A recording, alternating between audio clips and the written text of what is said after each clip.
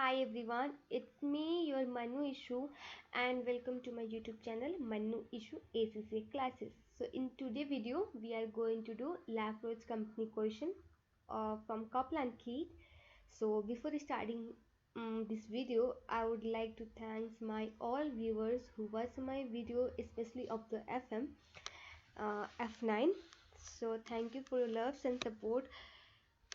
Okay, so keep watching my video in future as well, and stay tuned with me for more videos of different subject.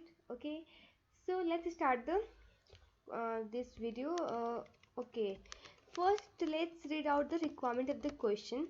The question have its four requirement, and the first requirement is for the right issue calculate the following: TERP and the value of right per existing share.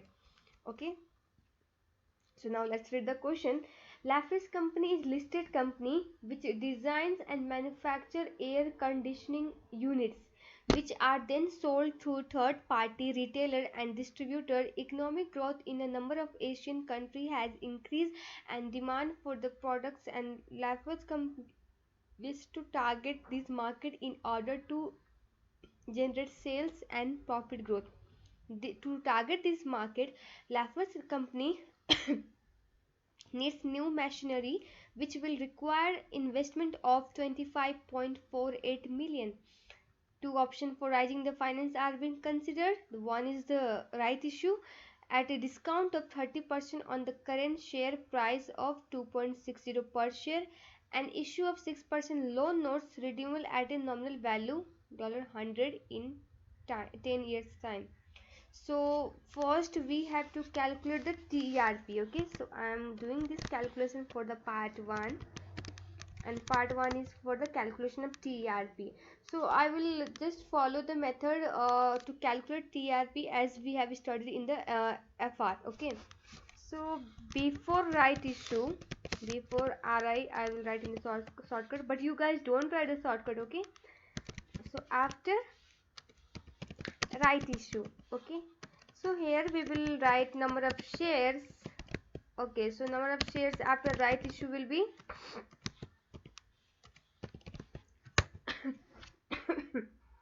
before right issue we have uh, okay, so in this question we don't have as well given the what is the ratio in which right issue has been in which right issue will be done. Okay, so we need to find out that as well. Okay, so to find number of like shares of right issue, what we have to do is, so okay, amount that company wants to raise,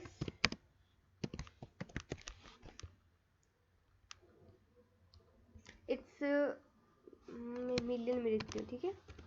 So it's 25.48 million, right? तो इतना amount company को चाहिए इसमें investment करने के लिए new machinery वगैरह में. तो अब राइट इशू कैसे होता है? मैं सपोज कि एक्स है हमारा number of shares, right issue number of share, ठीक है. तो सपोज एक्स, जस्ट वेट, हाँ या फिर लेट ये एज्यूम कि एक्स वो पोर्शन है, फ्रैक्शन है, ठीक है, जिसमें राइट इशू हुई है, एंड उसको हम लोग क्या करते हैं, multiply it with total number of company share current. अब वो किधर मिलेगा? या we do have given here share capital of 0.50 per share, nominal 35. सो अगर हम लोग 35 डिवाइड बाई नॉमिनल वैल्यू करें which is 0.50 in our case, this will give the number of share the currently company is having, right? And after that हम लोग इस पूरे को multiply करते हैं the right issue price which is 30% discount on the current share price 2.60 into 0.70. ठीक है, अब मैंने 0.70 इसलिए किया बिकॉज वो डिस्काउंट में इशू किए. डिस्काउंट में इशू करने पे 70% ही बच गया, 30% तो डिस्काउंट हो गया. सो ये हो गया, and total equals to, okay, so now x की वैल्यू फाइंड आउट करते हैं. सो x इक्वल टू, अब x आपका गर्लफ्रेंड बॉयफ्रेंड एक्स नहीं, ठीक है, ये न्यूमेरिकल जो मैथ में हम लोग एज्यूम करते हैं वो वाले हैं। सो 25.x8, इसके बाद मल्टीप्लाई हो जाएगा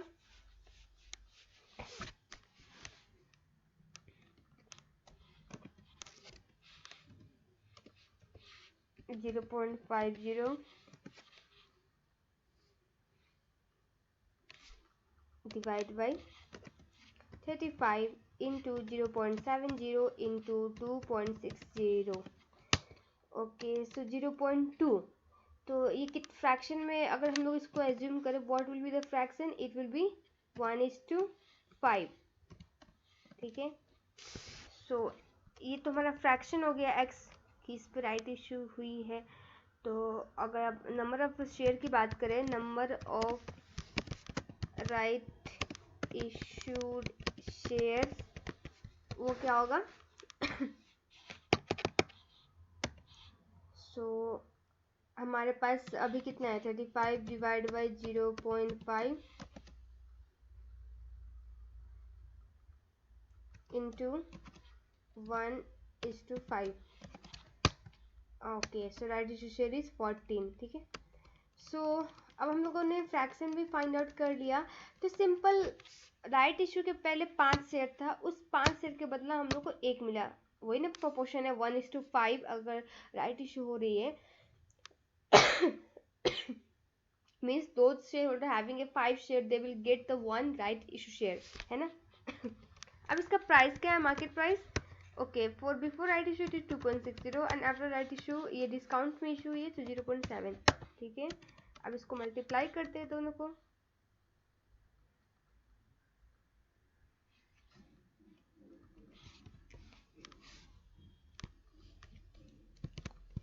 ठीक है, टोटल कर दो। Okay, so now add this as well।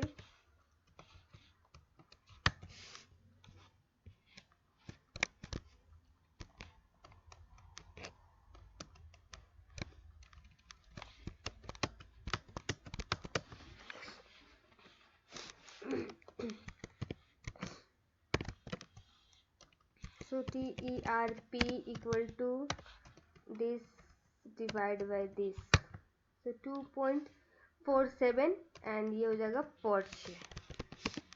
ठीक है, ये हो गया हमारा पार्ट ए का first requirement. And second requirement is to calculate the value of right per existing share.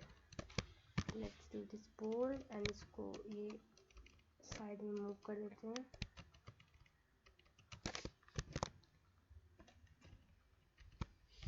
Okay, so now value of right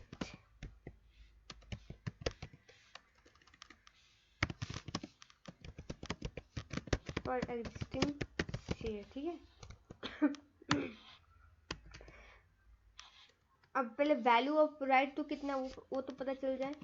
so company ने issue company का TERP price ये है एंड राइट इशू हुई है इतने पे। So this will be our, this two difference will be our value of right. And per existing share कहा गया है, इट मीन्स पर एग्जिस्टिंग मतलब 5 के बदले ये मिला है ना राइट, सो 5। सो 0.13 तो नहीं कहेंगे, 0.13 पर एग्जिस्टिंग शेयर। अगर इसी में क्वेश्चन आपको पूछता पर new share, in that case वो क्या होता, तो ये ऐसे होता। जस्ट करती हूँ,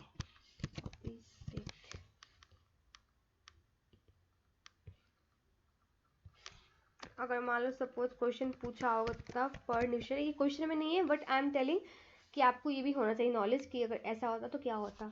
तो वैल्यू ऑफ अगर पर राइट पर न्यू शेयर पूछता तो ये सिंपली यही दोनों का डिफरेंस होता है। ठीक है, ये जो है ना, ये B8 नहीं होगा, 7 होगा ना, ये डिवाइड बाई 5 नहीं करते हम लोग बस। ठीक है,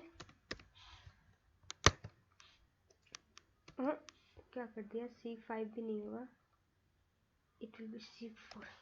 ओके, सो 0.65 ये पर न्यू शेयर होता है ये। ठीक है, but question has asked what is the value of right per existing share, जो मैं बोल्ड कर रही हूँ। Okay, So next requirement of the question is, assuming that the investment goes ahead, calculate the Lafroy's company forecast earning per share and the coming year and the resultant share price if it finances the investment using the each of these alternatives. Okay so for part B question कह रहा है कि अब assume करो कि अगर company right issue करती है या फिर लोन, दोनों अल्टरनेटिव में ईपीएस हमारा क्या होगा and the resultant share price. ठीक है, तो ईपीएस लिखेंगे यहाँ पे. करंट कितना है, अगर राइट इशू लेगा तब कितना होगा एंड लोन लेगा तब कितना होगा. ठीक है, सो ईपीएस के लिए we need to do few calculation. तो इससे पहले प्रॉफिट फ्रॉम ऑपरेशन मतलब पीबीआईटी. ठीक है, पीबीआईटी के बाद हम इसमें से माइनस करते हैं लेस इंटरेस्ट. ठीक है, एंड ये आता है हमारा फिर लेस टैक्स करेंगे इसमें से. फिर आता है हमारा पीएटी, प्रॉफिट आफ्टर टैक्स. अब प्रॉफिट फ्रॉम ऑपरेशन क्या दिया हुआ है. ओके, नीचे का पार्ट हम लोगों ने शायद नहीं पढ़ा था. Laffer's company PE ratio is 11 times and this is expected to remain unchanged. It means हम लोग assume करेंगे PE ratio दोनों में सेम है. PE ratio जो है ये even after right issue or loan note it will be same, which is 11 times. Okay. Extract from Laffer's company most recent financial statement are as follows. Okay, without the new investment, the forecast profit from the operation for the coming year is expected to be the same as the previous year actual result. If the investment is undertaken, the forecast profit from the operation coming year is expected to be increased by 4.5 million. मतलब अभी current कितना है, यहाँ पे सारे dollar million में calculate कर रही हूँ. So let's assume this and current is 25.50 and after the investment in the new project या फिर जो भी new machinery, whether you are taking the right issue or the loan, no matter, but the profit will increase by 4.5 million. Okay, so it will be same in the both case. And Laffer's company pay tax at 20%. So अब बात आती है, इसको मैं कैसे समझाऊं, just wait. हाँ, okay, तो पहले वैल्यू डाल देती हूँ जो दिया हुआ क्वेश्चन में 16.56. ओके, अगर राइट इशू लेंगे तो कंपनी का interest liability will be same as the current which is right now current. तो बट अगर लोन लिया तो इस इंटरेस्ट लायबिलिटी विल इंक्रीज. ठीक है, सो अब ये कुछ है नहीं बट टैक्स इंक्रीज होगा. टैक्स कैसे इंक्रीज होगा, 4.5 मिलियन से हमारा जो प्रॉफिट बढ़ रहा है उस पर टैक्स भी तो पे करना पड़ेगा एंड विच इज 0.30. इसके बाद ही हमारा कितना आ जाता है,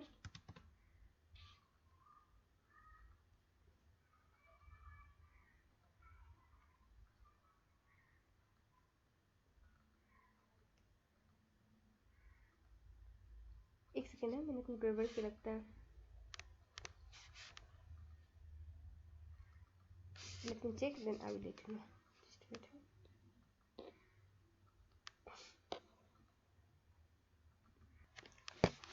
So basically मिस्टेक मैंने क्या किया हुआ है, ये इसको हटाओ.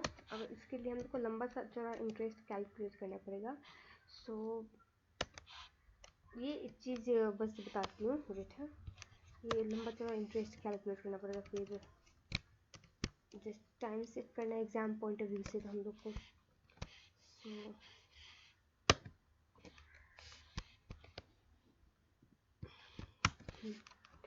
सो PAT as per the question is 16.56. ठीक है, 16.56. ठीक है, एंड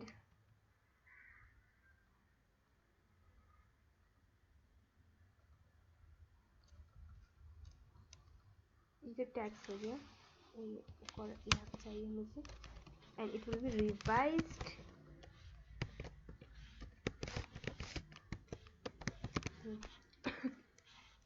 हमारा प्रॉफिट कितना से बढ़ रहा है, profit increment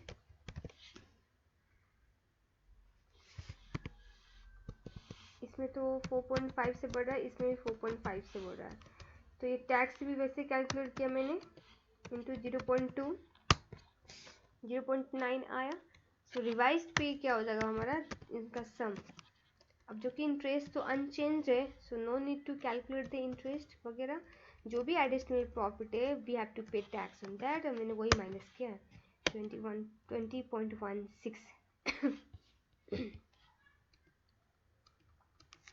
so now if company will consider to take a loan, तब हमारा क्या होगा, we have to pay interest as well. ठीक है, अब इंटरेस्ट कितना होगा,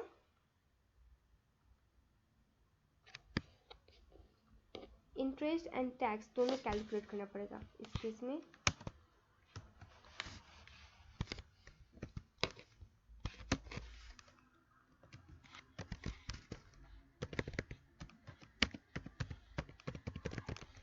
ओके, तो एडिशनल इंटरेस्ट कितना पे करना पड़ेगा, इस पे नहीं, इस पे नहीं पे करना होगा, इंक्रीमेंटल प्रॉफिट है, हम लोग लोन ले रहे हैं,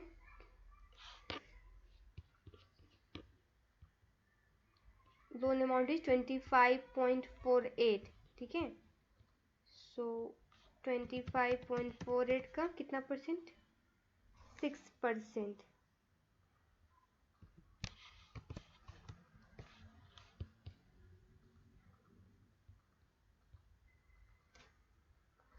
एंड इसके बाद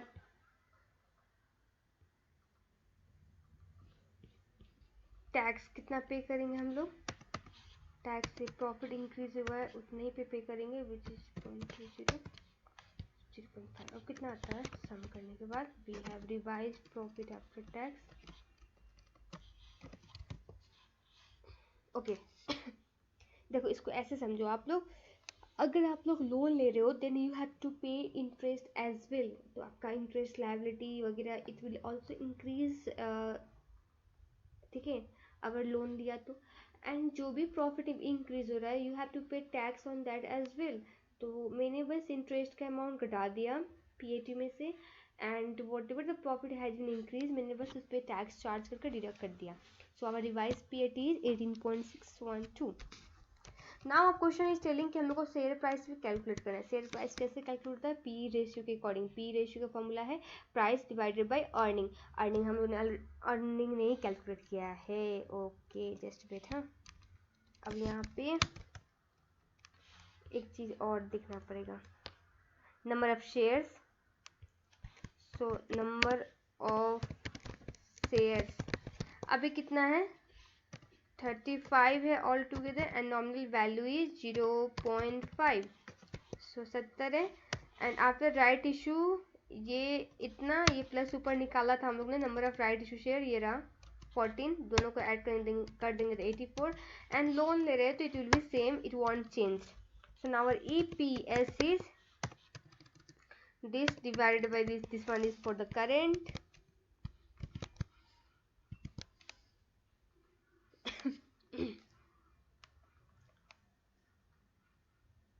ठीक है, इसको राउंड अप कर देते हैं, फिर दोनों सेम ही लग रहा है ना।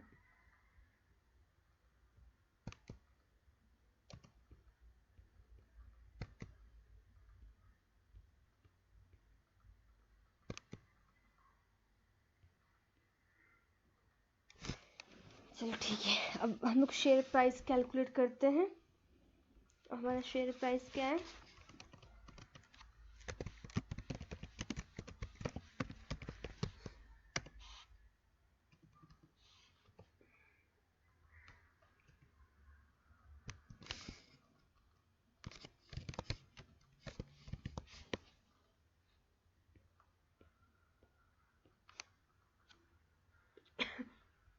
तो ये रहा हमारा शेयर प्राइस भी।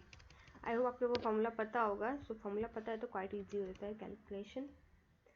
सो अब नेक्स्ट रिक्वायरमेंट क्या है, discuss the ways in which company can issue a new equity share. So अगर आप लोगों ने बुक पढ़ा होगा तो बुक में अच्छे से दिया हुआ है, there are various method of issuing new equity share. One method is कि राइट इशू करके ठीक है। एंड इसमें क्या लिखोगे, लाइक राइट इशू भी एक प्रकार का फॉर्म है शेयर इशू करने का, जहाँ पे शेयर हम लोग एग्जिस्टिंग शेयर होल्डर को ही देते हैं with price below the market price, ठीक है, मार्केट से कम प्राइस में बेचते हैं।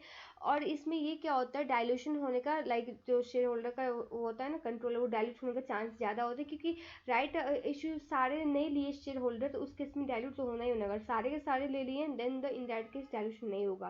तो ये सब लिख सकते हो, ठीक है। और क्या लिख सकते हो, आईपीओ, जब अगर कंपनी लिस्टेड नहीं है and if issuing the share for the first time, तो उस केस में जो उनको वो प्रोसेस को बोलते हैं आईपीओ, ठीक है। और भी मेथड है, प्राइवेट प्लेसिंग, पब्लिक ऑफर, तो ये सारे आप लिख सकते हो, ठीक है। इसमें बुक में अच्छे से दिया हुआ है, मैं सजेस्ट करूँगी कि आप एक बार बुक पढ़ो। फिर नेक्स्ट क्या कह रहा है, at the recent board meeting to discuss the financing option, one of the director suggested reducing the forthcoming dividend. In the past few years, Lapis company has consistently paid an annual dividend of 0.08 per share. Its shareholder include both financial institution and the individual. Discuss and recommend whether Lapis company should raise the finance it required by reducing its annual dividend or not. So if company dividend को reduce करेगी तो dividend amount कितना हो जाएगा, I mean कितना मतलब like saving होगा उससे, पार्ट डी, ठीक है। Reduced dividend amount, okay. So company is paying 0.08 consistently few years पर शेयर। तो हमारा अभी शेयर्स है 35 डिवाइड बाई 0.5, तो ये इंटू कर देने पे 0.08 से we will get the amount. अब कंपनी सिर्फ 5.6 से राइज कर सकती है ना इसके थ्रू, ठीक है। बट रिक्वायरमेंट क्या है कंपनी का, it's 25 point something, I think या 25.48। वो कितना परसेंट हुआ, अगर आप 5.6 राइज करो डिविडेंड कट के, but we require 25.48 capital, it mean say 22% almost they रहा है, ठीक है। तो बट स्टिल हम लोग को इतना से नहीं काम चलेगा ना। एंड इफ रिड्यूस भी करती है कंपनी, अब शेयर होल्डर पे क्या क्या इम्पैक्ट आएगा, तो यहाँ पे बोल रहा है बोथ इंडिविजुअल भी है एंड प्राइवेट इंस्टीट्यूशन भी है, शायद क्या बोला, इंक्लूड फाइनेंशियल इंस्टीट्यूशन। तो एक पढ़ा होगा आपने सिग्नलिंग इफेक्ट, तो अगर कंपनी अच्छी डिविडेंड दे रही है, रेगुलर दे रही है, ग्रोथ में दे रही है, तो कंपनी अच्छी है, सारे शेयर होल्डर इन्वेस्ट करेंगे। बट अगर कंपनी डिविडेंड को कट करती है, इन दैट केस एक बैड सिग्नल, बैड न्यूज़ जाएगा शेयर होल्डर को कि ये कंपनी बुरी है, इसका हालत ख़राब है, तो वो they will start to sell off their sales, ठीक है, वो सेल करके अपना निकल जाएंगे, एग्जिट कर देंगे। इसको सिग्नलिंग इफेक्ट कहते हैं, ये लिख सकते हो। और दूसरा क्या होगा, अगर फाइनेंशियल इंस्टीट्यूशन है या फिर और जिनको लाइक जिनका source of income he dividend है, ठीक है, उनको तो प्रॉब्लम हो जाएगा, क्योंकि वो डिविडेंड के थ्रू ही अपना डे टू डे अपना जो भी चाहिए रिक्वायरमेंट एक्सपेंस पूरा कर रहे हैं। And so they might feel difficulty to survive, जिनका डे टू डे कंजप्शन ही मतलब लाइक इंटरप्ट हो जाएगा ना। तो ये भी मेंशन कर सकते हो, तो और रिकमेंड कर सकते हो कि राइज करना ठीक नहीं है। राइज करने के बाद क्या होगा, हमारा जो पूरा जितना फंड चाहिए वो तो पूरा नहीं होगा, स्टिल मतलब लाइक कम ही फंड राइज होगा, उससे हमारा काम नहीं चलेगा। पर उसके बदले में क्या क्या इम्पैक्ट हो सकता है, शेयर होल्डर शेयर बेच सकते हैं, सिग्नलिंग इम्पैक्ट हो सकता है, जिनका रेगुलर कंजप्शन है मतलब लाइक है वो हो रहा है, डिस्टर्ब हो रहा है, तो ऑब्वियसली वो भी शेयर को सेल करके दूसरा कंपनी खोलेंगे जो रेगुलर डिविडेंड दे। तो ये सब चीज़ों को आप मेंशन करके एक्सप्लेन कर सकते हो। आई होप आप लोग ये कर लोगे। In case of find out do let me know, I will try my best to help you out. Okay, so इस वीडियो में यही तक करते हैं। In next video we will do spine company question. So तब तक के लिए stay tune with me and don't forget to hit the bell icon of my channel for more updates. So thank you so much for watching my video and thank you for your love and support you are doing to me. Okay, so thank you, have a good day.